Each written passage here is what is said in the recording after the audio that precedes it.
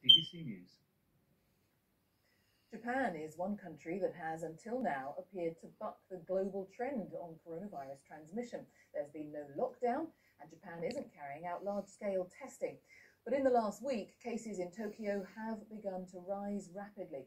From there, Rupert Wingfield-Hayes reports. This was central Tokyo just a few days ago. No social distancing, certainly no lockdown. And the same street today. Something has started to change here. It began last weekend with the city's parks. So this behind me is the gate to Yoyogi Park in central Tokyo. This is one of the city's biggest and most popular parks. Normally, on a Saturday afternoon, it would be, at this time of year, jammed with people holding sakura parties. That is, cherry blossom parties, because the cherry blossom is coming into full bloom.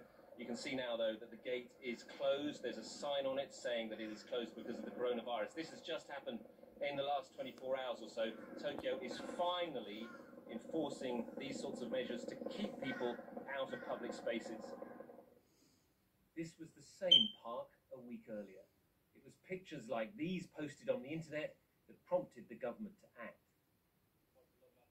The Prime Minister's chief medical advisor told me, without a major change in behavior, Tokyo could now be on the verge of a major outbreak. Very fortunately, until after today,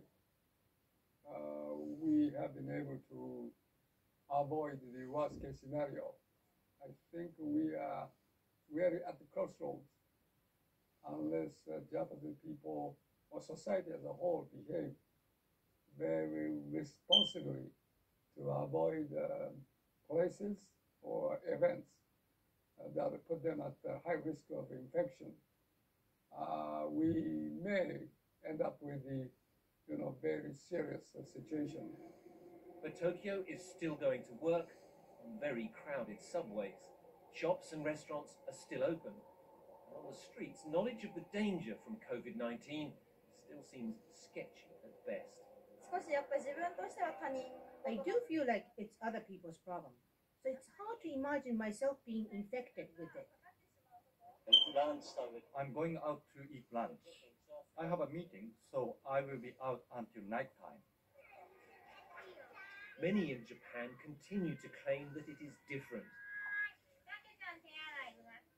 Its culture of cleanliness is keeping it safe from the virus. Like these 2-year-olds at kindergarten.